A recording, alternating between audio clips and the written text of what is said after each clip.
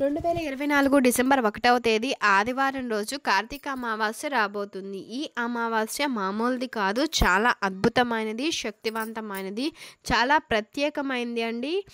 మనకి ఆదివారంతో కలిసి వచ్చినటువంటిదండి.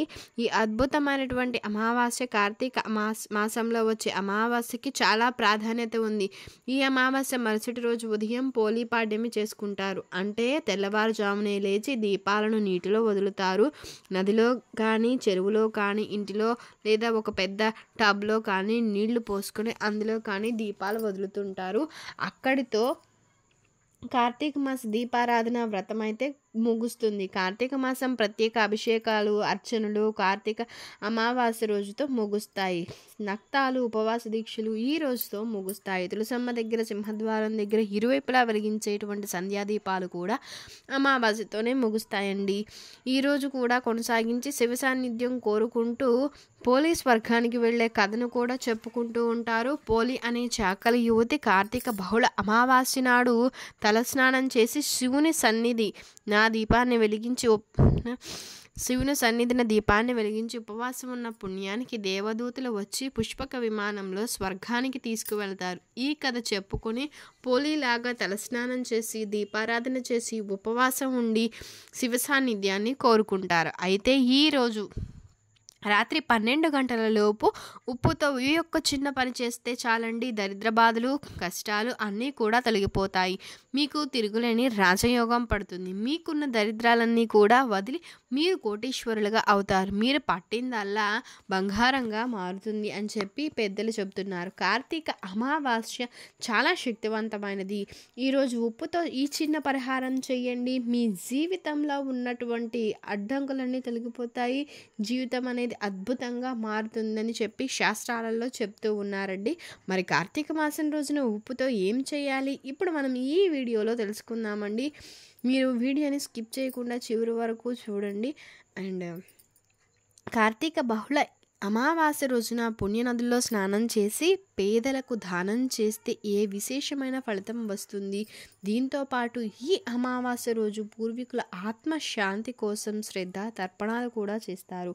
దీనివల్ల ఆ పితృదోషాలు పోతాయని చెప్పి నమ్మకం. ఇది ఇటువంటి విశిష్టమైనటువంటి ఈ అమావాస్య రోజున పితృకార్యాలు చేయడం వల్ల పితృదేవతలకు ఎంతో సంతృప్తి కలిగించినట్లు అవుతుందని చెప్పి శాస్త్రం చెప్తుందండి. ఈ పితృకార్యాలు అనేవి పుణ్యతీర్థాలలో నిర్వహించటం వల్ల ఉత్తమ గతులు లభిస్తాయని శాస్త్రంలో చెప్పబడుతుంది. కార్తీక బహుళ అమావాస్యతో కార్తీక మాసం అనేది ముగుస్తుంది కనుక ఈ రోజున దేవతారాధనతో మరింతసేపు గడపడానికి ట్రై చేయాలి. శివాలయంలోనూ వైష్ణవాలయాలలోనూ దీపాలను వెలిగించాలి. ఈ రోజున ఉపవాస దీక్షను చేయటం వలన ఈ మాసం అంతా కూడా ఉపవాసాన్ని ఆచరించినటువంటి ఫలితం కలుగుతుందని చెప్పి కార్తీక బహుళ అమావాస్య కార్తీక మాసం పొడుగునా చేసుకున్నటువంటి పూజలకు మంగళ నీరాజనాలను అందుతుంది. ఈ మాసం అంతా తలస్నానం చేయలేకపోయినా ఏకాదశి, ద్వాదశి, పౌర్ణమి లాంటి కొన్ని ప్రత్యేకమైనటువంటి దినాలలో చేసేవారు ఈ అమావాస్య నాడు కూడా తప్పనిసరిగా తలస్నానం చేస్తారండి. అయితే ఒంటికి కానీ తలకి కానీ నూనె రాసుకోకుండా నలుగు పెట్టుకోకుండా ఈ కార్తీక అమావాస్య స్నానం అనేది చేయాలి. ఈరోజు స్నానం చేస్తే మాసమంతా కూడా కార్తీక స్నానం చేసినటువంటి ఫలితం అయితే కలుగుతుంది. ఆదివారం అమావాస్య కలిసి రావడం అనేది చాలా అరుదు. ఇలాంటి రోజు కోసం మంత్ర సాధనలు చేసేవాళ్ళు తాంత్రికులు వేచి చూస్తూ ఉంటారండి. ఈ అద్భుతమైనటువంటి రోజున దిష్టి తగలడం దిష్టి ఎక్కువగా ఉన్నటువంటి వారు అండ్ వ్యాపార సంస్థలకి, నివసించేటువంటి గృహాలకి ఈ దిష్టి ఎక్కువగా ఉంది అనుకున్నప్పుడు, ఆరోగ్యం బాగాలేనటువంటి వారు గుమ్మడికాయతో దిష్టి తీస్తే చాలా మంచిది. ఆ దిష్టి ఎలాంటిదంటే సరే, బూడిద గుమ్మడికాయలో కుంకుమను నింపి గుమ్మడికాయ పైన కర్పూరాన్ని వెలిగించి మీ యొక్క ప్రాంతీయ ఆచారం ప్రకారం దిష్టి తీసి తర్వాత గుమ్మడికాయని నేలకేసి కొట్టండి. ఆ గుమ్మడికాయ ముక్కలను బయట దూరంగా పడేయండి. ఆదివారం అమావాస్య కలిసి వచ్చినటువంటి రోజున ఇలా దిష్టి తీస్తే మీకు అద్భుతమైన ఫలితాలు అనేవి కనిపిస్తాయి. అలాగే సర్పదోషం కలిగినటువంటి వారు, కాలసర్పదోషం కలిగినటువంటి వారు కూడా, సర్పశాపం కలవారు, వివాహం కానివారు, సంతానం కోరుకునేవారు, ఉద్యోగం కోసం వేచి చూసేవారు ఈ రోజున నాగేంద్ర స్వామికి అభిషేకం చేయడం చాలా విశేషమండి. నాగేంద్ర స్వామి విగ్రహం ముందు దీపం వెలిగించి నాగేంద్ర స్వామి విగ్రహానికి నీటితో కడిగి పాలతో అభిషేకం చేసి తర్వాత మళ్ళీ నీటితో కడిగి పసుపు రాసి కుంకుమ బొట్లు పెట్టి పువ్వులతో అలంకారాలు చేసి నైవేద్యం పెట్టి హారతి ఇచ్చి ప్రదక్షిణాలు చేయాలి. ఆదివారం అమావాస్య రోజున ఈ విధంగా చేస్తే మీ సమస్యల నుంచి మీరు బయటపడగలుగుతారు. మన దేశంలో గంగా యమున వంటి పుణ్య నదులు అనేకలు ఉన్నాయి. రామేశ్వరం కన్యాకుమారి వంటి ప్రాంతాలలో పుణ్య సముద్ర తీర్థాలు కూడా ఉన్నాయి. ఈ అమావాస్య రోజున ఇలాంటి పుణ్య నదుల్లో పుణ్య తీర్థాలలో స్నానం ఆచరించి పితృదేవతలకు తర్పణాలు గనక ఇవ్వాలని చెప్పి, అలాగే ఈ అమావాస్య రోజున అన్న వస్త్ర బియ్యం కాయగూరలు దానం చేయాలని చెప్పి పెద్దలు చెప్తూ ఉంటారు. ఈ విధంగా చేసినట్లయితే సిరి సంపదలతో సుఖ సంతోషాలు చేకూరుతాయి. సాధారణంగా మన పెద్దలు ఉప్పును రుచి అని కూడా పిలుస్తారండి. భోజనాలు వడ్డించేటప్పుడు ముందు ఉప్పును వడ్డించే సాంప్రదాయం ఉంది.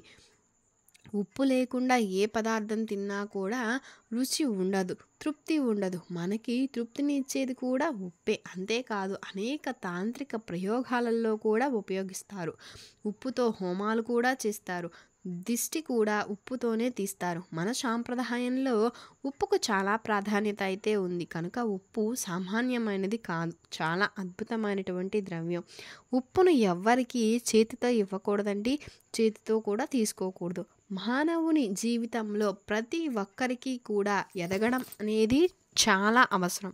దానికోసం ప్రతి ఒక్కరూ కష్టపడుతూనే ఉంటారు. ఎదుగుదల కోసం మనిషి కష్టపడుతూనే ఉంటాడు. సామాన్యమైన మనిషి కష్టపడటం అనేది సామాన్యమైన విషయమే. కానీ ఎదుగుతున్న మనిషిని చూసి అదే మానవుడు ఓర్వలేకపోతూ ఉంటాడు. అలా ఓర్వలేనితనం వల్ల దిష్టి తగులుతూ ఉంటుంది. ఏ ఇల్లు అయితే ఎక్కువ వృద్ధిలోకి వస్తూ ఉంటుందో ఆ ఇంటిని చూసి అందరూ కూడా వీరికి ఎంత డబ్బు ఉంది, ఎక్కడి నుండి వస్తుంది అని చెప్పి అసూయ పడుతూ ఉంటారు. దీన్ని దిష్టి దోషం అంటారు. ఒకరు ఇంటి మీద దిష్టి పడింది అంటే ఇక అంతే సంగతులు. ఆ ఇల్లు నాశనం అయిపోతుంది, ఎదుగుదల అనేది ఆగిపోతుంది. ఇంటిలో కలహాలు, ఆరోగ్య సమస్యలు, భార్యాభర్తల మధ్య సమస్యలు, తండ్రి కొడుకులు, తల్లి కూతుళ్ళ మధ్య సమస్యలు, ఇలా కుటుంబంలో చాలా చాలా గొడవలు అనేవి జరుగుతూ ఉంటాయండి. అలాగే మనం సంపాదించినటువంటి ధనం ఖర్చు అవ్వకుండా దాచుకునేందుకు మిగలాలి అందరూ కోరుకుంటూ ఉంటారు కదా. ఇలా ధనం నిల్వ ఉండాలి అన్నా, ఎవరు చెడు కళ్ళు మన మీద పడకూడదు, మా ఇంటి మీద పడకుండా ఉండాలి అన్నా ఖచ్చితంగా కార్తీక అమావాస్య రోజున ఈ పరిహారం చేయాలండి. రాత్రి 12 గంటలలోపు ఈ పరిహారాన్ని ఎప్పుడైనా సరే చేసుకోవచ్చు. మీ ఇంట్లోనే నెగిటివ్ ఎనర్జీ అంతా కూడా ఈ పరిహారం చేయడం వలన పోతుంది. తద్వారా మీ ఇల్లు పాజిటివిటీతో నిండిపోతుంది. అంతేకాకుండా లక్ష్మీదేవి మీ ఇంట కొలువై ఉంటుంది. ఎక్కడైతే నెగిటివ్ ఎనర్జీ ఉంటుందో అక్కడ జ్యేష్ఠాదేవి కూడా ఉంటుందండి. అక్కడ లక్ష్మీదేవి ఉండదు. శుభ్రమైన ఇంటిలో, సువాసనలు వెదజల్లే ఇంటిలో లక్ష్మీదేవి తప్పక కొలువై ఉంటుంది. అందుకే లక్ష్మీదేవి ఇంటికి రావాలి అంటే ఇంటిని ఎప్పుడూ పరిశుభ్రంగా ఉంచుకోవాలి. దీంతోపాటు కార్తీక అమావాస్య రోజున ఈ పరిహారం చెయ్యండి. ఈ పరిహారానికి ముఖ్యంగా కావలసినవి ఏమిటండి అంటే గాజు పాత్ర, రాళ్ళ ఉప్పు, ఒక నిమ్మకాయ. ముందుగా ఒక గాజు బౌల్ తీసుకోండి. ఆ బౌల్ నిండా కల్లు ఉప్పు లేదా రాక్ సాల్ట్ను నిండుగా వేయండి. ఆ తర్వాత ఒక నిమ్మకాయ తీసుకుని 2 భాగాలుగా కట్ చేసి, నిమ్మకాయ ఉప్పు 2 కూడా నెగిటివ్ను బాగా గ్రహిస్తాయి. అలా గ్రహించడం ద్వారా మీ ఇంట్లో ఉన్న నెగిటివ్ ఎనర్జీ అంతా కూడా పూర్తిగా వాటిలోనికి వెళ్ళిపోతుంది. నిమ్మకాయను 2 ముక్కలుగా కట్ చేసేసి తర్వాత ఒక ముక్కకు పసుపు, మరొక ముక్కకు కుంకుమ అద్దుకోవాలి. ఈ విధంగా చేయడం వల్ల అడుక్కు చేసిన తర్వాత దానికి 3 లవంగాలు తీసుకొని బౌల్లో ఉప్పు మీద పెట్టండి. ఆ పైన పసుపు కుంకుమ అద్దాలి. నిమ్మకాయలను కూడా పెట్టండి. ఆ తర్వాత ఈ పాత్రను తీసుకుని వెళ్ళి బీరువా ఉన్న గదిలో కనపడని చోట పెట్టండి. రాత్రి 12 గంటల లోపు పెట్టాలి. పగటిపూటైనా ఇలా పెట్టిన ఉప్పు పాత్రను ఆ రోజంతా వదిలేసేయండి. నెక్స్ట్ డే ఉదయాన్నే ఇంట్లో వాళ్ళందరూ కూడా వారి వారి పనులకు వెళ్ళిపోయిన తర్వాత ఈ ఉప్పు పాత్రను తీసి పాత్రలోని ఇప్పుడు నిమ్మకాయలు, లవంగాలు మొత్తం అన్నింటినీ కూడా ఒక కవర్లో పోసేయండి. అలా పోసిన తర్వాత ఆ కవర్ని మూటలాగా కట్టి ఒక పక్కన పెట్టుకోండి. మీరు ఏ పాత్రలో అయితే ఇప్పుడు పోసి పెట్టారో ఆ పాత్రను శుభ్రంగా కడుక్కొని పెట్టుకోండి. ఆ తర్వాత ఉప్పు పోసిన కవర్స్ని తీసుకొని పాడేసేయండి. నీరు ఉండే చోటుకు వెళ్ళండి. ఆ నీటిలో కవర్లతో సహా ఉప్పును పారేయండి. నీళ్ళు లేకపోతే ఎవరూ తిరగని ప్లేస్లో పడేసేయండి. ఎట్టి పరిస్థితుల్లోనూ చెట్టు మొదట్లో కానీ నలుగురు తిరిగే ప్రదేశంలో కానీ వీటిని వేయకూడదు.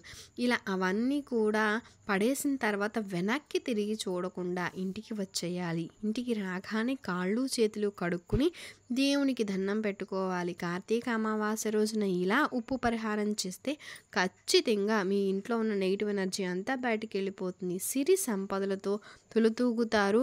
ఆ లక్ష్మీదేవి మీ ఇంట కొలువై ఉంటుంది. దరిద్రం వెళ్ళిపోతుంది. మీకు కనుక ఈ వీడియో నచ్చినట్లయితే లైక్ చేయండి, షేర్ చేయండి, సబ్స్క్రైబ్ చేయడం మర్చిపోకండి. కొత్తగా వాచ్ చేస్తున్నట్లయితే thank you for watching. Thank you so much.